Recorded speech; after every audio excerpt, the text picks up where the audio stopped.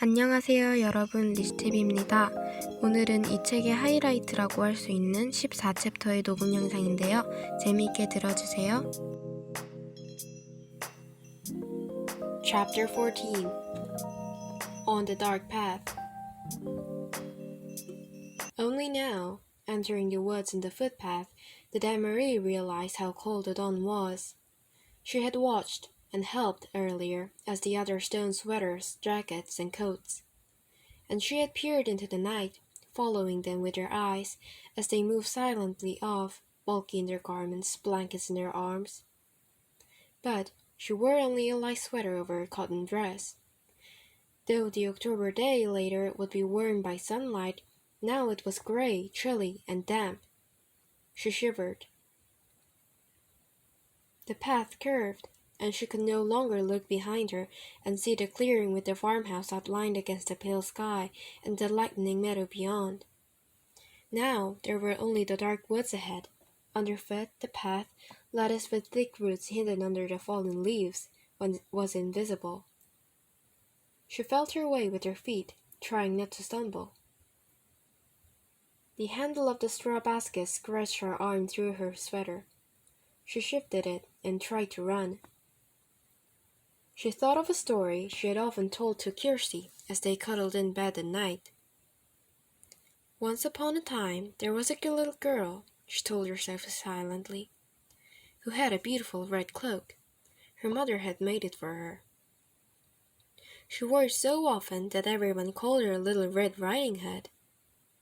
Kirsty would always interrupt her. "Why was it called a Red Riding Hood?" Kirsty would ask.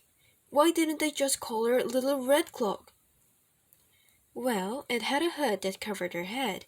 She had beautiful curls like you, Kirsty. Maybe someday Mama will make you a coat with a hood to cover your curls and keep you warm." "But why?" Kirsty would ask.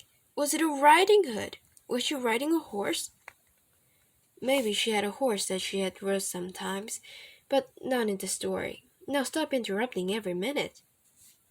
Anne-Marie smiled, feeling her way through the dark, remembering how Kirsty always interrupted stories to ask questions. Often she just wanted to make the story last longer. The story continued. One day the little girl's mother said, "I want you to take a basket of food to your grandmother. She's sick in bed. Come, let me tie your red cloak." "The grandmother lived deep in the woods, didn't she?" Kirsty would ask. "In the dangerous woods where wolves lived." Anne-Marie heard a small noise. A squirrel, perhaps, or a rabbit, and scampering nearby. She paused, stood still on the path, and smiled again. Kirsty would have been frightened. She would have grabbed Anne-Marie's hand and said, "A wolf!" But Anne-Marie knew that these woods were not like the woods in the story. There were no wolves or bears or tigers, none of the beasts that populated Kirsty's vivid imagination. She hurried on. Still, they were very dark, these woods.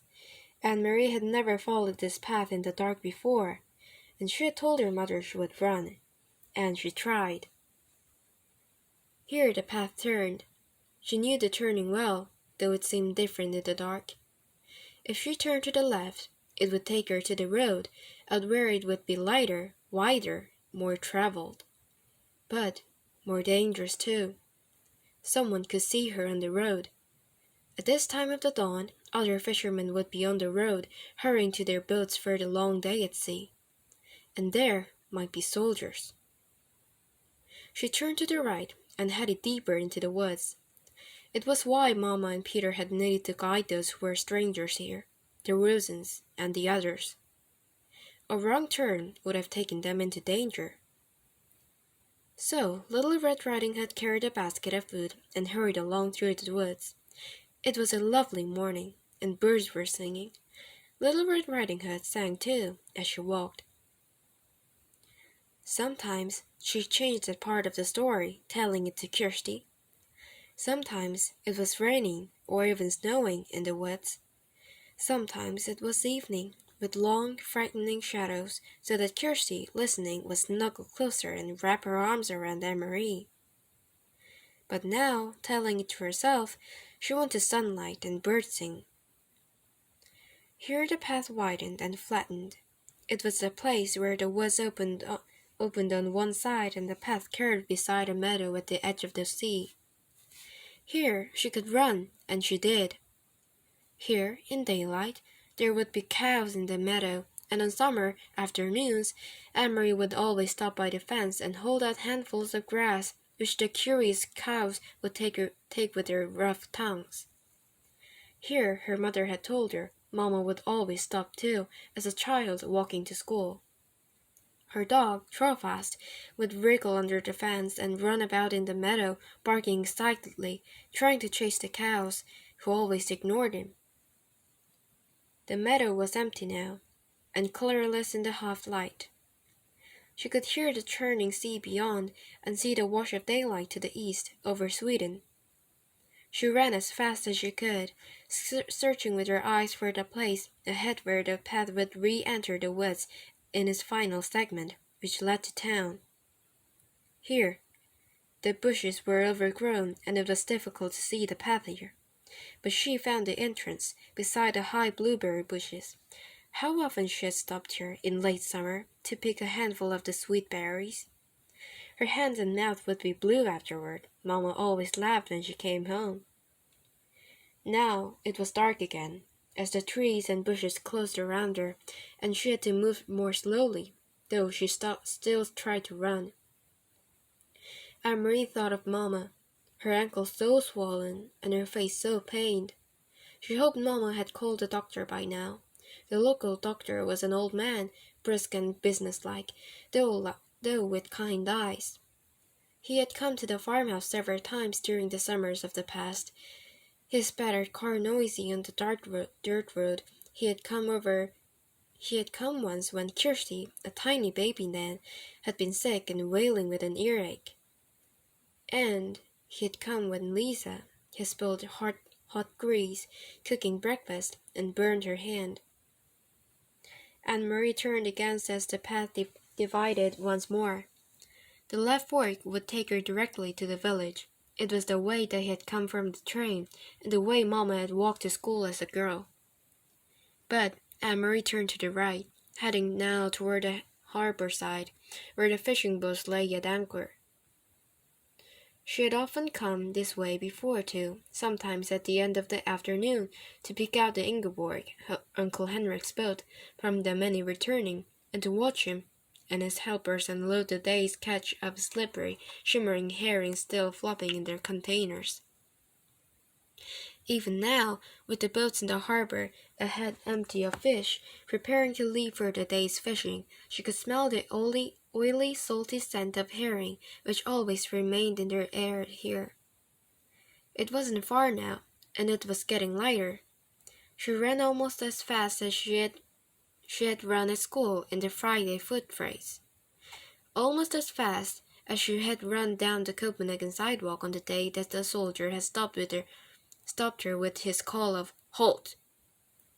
Anne-Marie continued the story in her head. Suddenly, as Little Red Riding Hood walked through the woods, she heard a noise.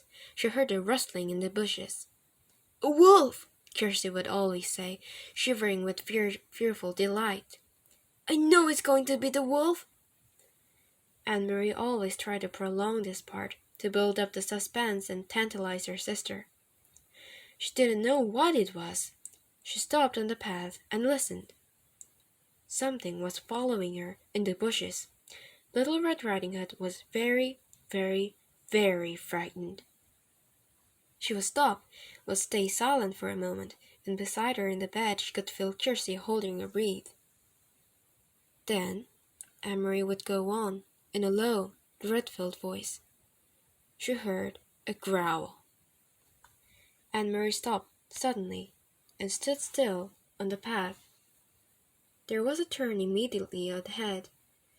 Beyond it, she knew, as soon as she rounded the turn, she would see the landscape open to the sea. The woods would be behind her there. Ahead of her would be the harbor, the docks, and the countless fishing boats. Very soon it would be noisy there, with engines starting, fishermen calling to one another, and gulls crying. But she had heard something else. She heard bushes rustling ahead. She heard footsteps, and she was certain it was not her imagination. She heard a low growl. Cautiously, she took a step forward, and another. She approached the turn in the path, and the noises continued. Then they were there, in front of her. 4 armed soldiers.